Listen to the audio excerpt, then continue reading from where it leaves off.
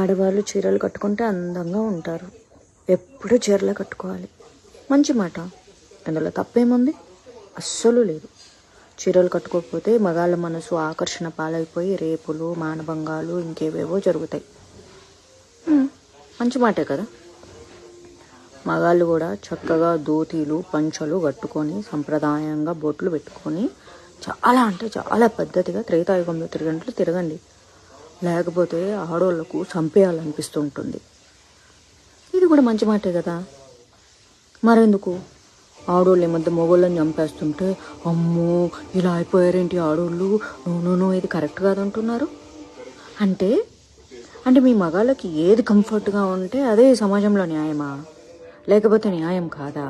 అంటే అటు తిరిగి ఆడోళ్ళని మీరే అనుస్తారు, ఇటు తిరిగి ఆడోళ్ళని మీరే అనుస్తారు. ఎండ్ ఆఫ్ ద డే ఆడోళ్ళని అనిస్తేనే ఈ సమాజంలో ఆనందంగా ఉంటారు. దీనికి చాలామంది ఆడవాళ్ళు కూడా సపోర్ట్ చేస్తుంటారు తెలుసా. ఎందుకంటే వాళ్ళు యాక్చువల్లీ లుకింగ్ వైజ్ ఆడోళ్ళుగా ఉంటారు, బట్ వాళ్ళ లోపల పురుష భావజాలం ఉంటుంది కాబట్టి.